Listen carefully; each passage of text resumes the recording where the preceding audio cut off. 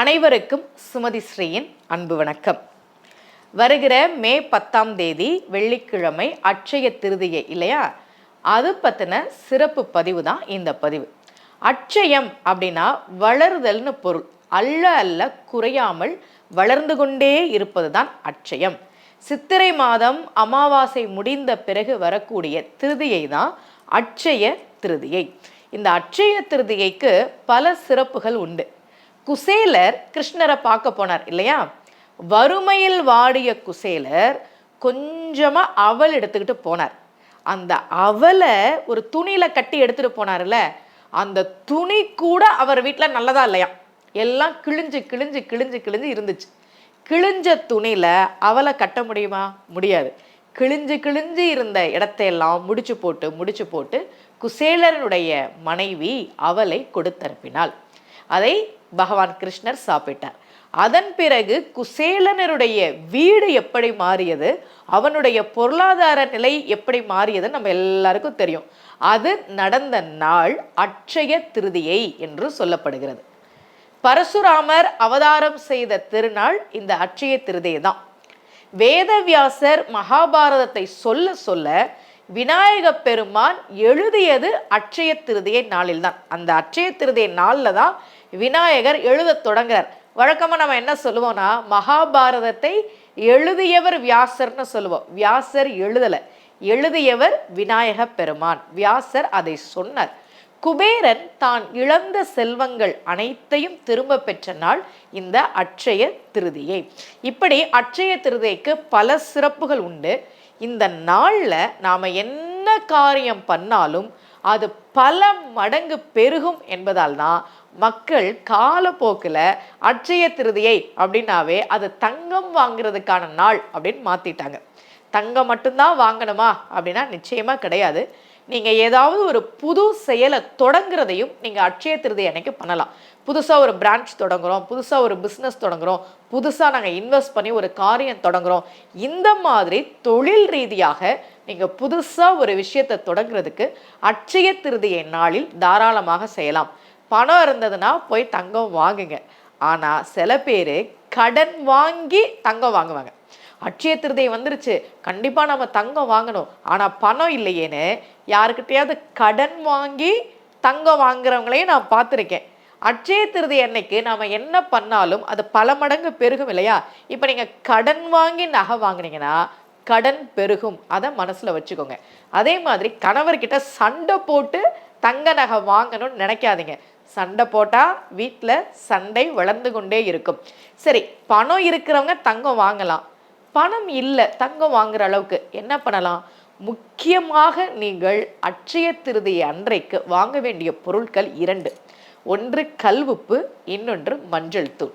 அதே மாதிரி அட்சய திருதியை அன்றைக்கு கண்டிப்பாக யாருக்காவது தானம் செய்ய வேண்டும். அன்னதானம் பண்ணலாம். உண்டி கொடுத்தோர் உயிர் கொடுத்தோர்னு அவ்வை. நீங்கள் சாப்பாடு கொடுத்தா சாப்பாடு மட்டும் கொடுக்கல, உயிரையே கொடுக்குறீங்க. ஒருத்தருக்கு உயிர் கொடுக்குறீங்க. உண்டி கொடுத்தோர் உயிர் கொடுத்தோர். யாவர்க்குமாம் உண்ணும் போது ஒரு கைப்பிடினார் திருமூலர். அருணகிரியார் ரொம்ப அழகா சொன்னார், வையீர் கதிர் வடி வேலோனை வணங்கி நொய்யீர் பிளவளவேனும் பகிர்வின்கள்னர். நொய்யரிசி இருக்குல்ல, அதை பிழந்தா எவ்வளோ சின்னதாக ஒரு அரிசி வரும், அதையாவது தானம் பண்ணி பழகுங்கனர். அன்னதானம் பண்ணலாம், வஸ்திர தானம் பண்ணலாம். யாராவது ஏழைகளுக்கு, ஏழை குழந்தைகளுக்கு நல்ல ஆடை வாங்கி கொடுங்க. பல மடங்கு புண்ணியத்தை அது நிச்சயமாக கொடுக்கும். குழந்தைகளுக்கு படிக்கிறதுக்கு தேவையான புத்தகங்கள், நோட்டு, பேனா, பென்சில் இந்த மாதிரியும் நீங்கள் வாங்கி கொடுக்கலாம். அப்போ அட்சய திருதியை அன்றைக்கு பணம் இருந்தால் தங்கம் வாங்குங்க. பணம் இல்லைன்னா கவலைப்பட தேவையில்லை. நீங்கள் தங்க நகையே வாங்கினாலும் கண்டிப்பாக அன்றைக்கு கல்வுப்பு, மஞ்சத்தூள் வாங்குங்க. யாருக்காவது ஏதாவது தானம் பண்ணுங்க. முக்கியமாக அன்னதானம் பண்ணுங்க. வீட்டில் எப்பவும் போல பூஜை செய்வோம் இல்லையா? அதே மாதிரி முடிஞ்சதுன்னா ஒரு கலசம் வச்சு செல்வத்துக்கு அதிபதி யாரு? மகாலட்சுமி தாயார்.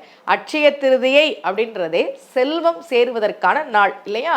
செல்வம் பெருக வேண்டும் என்பதற்காக செய்யக்கூடிய வழிபாடு. அப்போ மகாலட்சுமி தாயார், லக்ஷ்மி நாராயணர், லக்ஷ்மி குபேரர் இவங்களுடைய படத்துக்கு சந்தனம் குங்குமம் வச்சு வழக்கமாக நம்ம எப்படி பூஜை பண்ணுவோமோ அதே மாதிரி தீப தூபம் காட்டி நெய்வேத்தியம் வச்சு பூஜை பண்ணுங்க. நல்லா பிரார்த்தனை பண்ணிக்கோங்க. நாங்கள் இப்போ என்ன நிலைமையில இருக்கிறோமோ இதை விட ஒரு மிகப்பெரிய முன்னேற்றம், ஒரு மிகப்பெரிய உயர்வு எங்களுக்கு கிடைக்கணும்னு நீங்கள் அன்னைக்கு வேண்டிக்கோங்க. இந்த வருஷம் வரக்கூடிய அட்சய திருதியைக்கு இன்னொரு சிறப்பும் இருக்குது. என்ன தெரியுமா? அன்றைக்குத்தான் மங்கையர்க்கரசி நாயனாரினுடைய குரு பூஜை. 63 நாயன்மார்களில் பெண் நாயன்மார்களும் இருக்கிறார்கள். திலகவதியார், மங்கையர்க்கரசியார், காரைக்கல்லம்மையார், இப்படி சித்திரை மாதம் ரோகிணி நட்சத்திரம் வரக்கூடிய நாள் தான் மங்கையர்க்கரசியாரின் குரு பூஜை நடக்கக்கூடிய நாள். மங்கையர்க்கரசியாருக்கு என்ன சிறப்பு? மதுரையில் சைவம் தழைத்தோங்க மிக முக்கியமான காரணம் மங்கையர்க்கரசியார் தான். கூன் பாண்டியனுடைய மனைவி. கூன் பாண்டியன் சைவ சமயத்திலிருந்து விலகி இருந்தார். மங்கையர்க்கரசியாருக்கு ரொம்ப வருத்தம். ஒரு அரசனே சிவனை கும்பிடலைனா, ஒரு அரசனே விபூதி வைக்கலைனா மக்களும் இப்படி தானே இருப்பாங்க அப்படின்னு மங்கையர்க்கரசியாருக்கு ஒரே வருத்தம். கூன் பாண்டியன் கிட்ட என்ன முக்கியமான குணம் இருந்தது தெரியுமா? கண்டு முட்டு கேட்டு முட்டு. அது என்ன கண்டு முட்டு கேட்டு முட்டு? யாராவது சிவனடியார்களை பார்த்துட்டா, யாராவது விபூதி வைத்த நபர்களை பார்த்துட்டா, ஐயையோ எனக்கு தோஷம் வந்துருச்சே, பாவம் வந்துருச்சேன்னு நினைப்பான். அதுக்கு பேர் கண்டு முட்டு, பார்த்ததால் வந்த தோஷம். யாராவது சிவாய நமன்னு சொல்றத கேட்டுட்டா, யாராவது விபூதி திருநீருன்னு சொல்றத கேட்டுட்டா, யாராவது சிவனடியார்கள் பத்தி ஏதாவது சொன்னதை கேட்டுட்டா, கேட்டதுனால எனக்கு தோஷம் வந்துருச்சேன்னு நினைப்பான். அதுக்கு பேரு கேட்டு முட்டு. இப்படி ஒருத்தனுக்கு மனைவியாக இருந்தார் மங்கையர்க்கரசியார். அவர் மிக சிறந்த சிவபக்தை. எந்நேரமும் சிவபெருமானை மனதிலே நினைத்து தியானித்து கொண்டே இருப்பவர். கணவருக்கு தான் விபூதி வச்சா பிடிக்காது, கண்டு முட்டாச்சே. அதனால என்ன பண்ணுவார் தெரியுமா? சந்தனத்துல விபூதியை குழைச்சு நெஞ்சிலே பூசிக்கொள்வாராம் மங்கையர்க்கரசியார். தன்னுடைய கணவன் கூன் பாண்டியனை சைவ சமயத்திற்கு மீண்டும் அழைத்து வர வேண்டும் என்று விருப்பம் கொண்டு அமைச்சர் குலச்சிறையாரை ஞானசம்பந்த பெருமான் கிட்ட அனுப்புறார். ஞானசம்பந்த பெருமான் மதுரைக்கு வருகிறார். அதன் பிறகு கூன் பாண்டியனுக்கு வெப்பு நோய் வருகிறது. அதை ஞானசம்பந்த பெருமான் தீர்த்து வைக்கிறார். இதெல்லாம் நமக்கு தெரிந்த கதைதான். கூன் பாண்டியனாக இருந்தவன் நின்ற சீர் நெடுமாறனாக மாறுகிறான். காரணம் யாரு? மங்கையர்க்கரசியார். அன்றைக்கு அவர் எடுத்த முயற்சி தான். ஒரு நல்ல மனைவியாக, ஒரு நல்ல பட்டத்தரசியாக மங்கையர்க்கரசியார் எடுத்த முயற்சி தான் இன்றைக்கு வரைக்கும் மதுரையில் சைவம் தழைத்தோங்க மிக முக்கியமான காரணம்.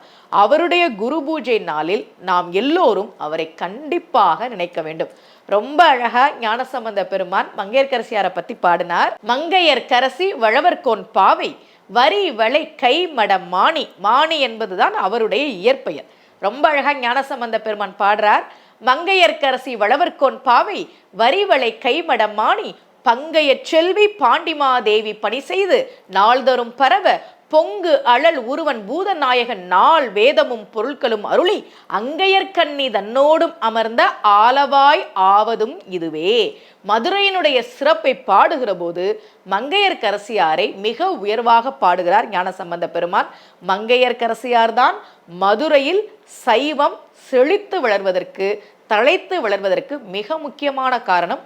அவருடைய குரு பூஜையும் அட்சய திருதியை நாளில் சேர்ந்து வருவதால் அன்றைக்கு நாம் மங்கையர்க்கரசியாரையும் நினைத்து வழிபாடு செய்ய வேண்டும். அட்சய திருதி அன்றைக்கு தங்கம் வாங்குங்க, நல்ல பிரார்த்தனை பண்ணிக்கோங்க, மகாலட்சுமி தாயாரை வேண்டிக்கோங்க, தானம் பண்ணுங்க. முக்கியமா மங்கையர்க்கரசியாரையும் மனதிலே நினைத்துக் கொள்ளுங்கள். இந்த அட்சய திருதியை உங்கள் அனைவருக்கும் மிகப்பெரிய செல்வ வளத்தை தர வேண்டும் என்று நானும் பிரார்த்தனை செய்கிறேன். மீண்டும் சந்திக்கலாம். அனைவருக்கும் அன்புடன் சுமதி ஸ்ரீ.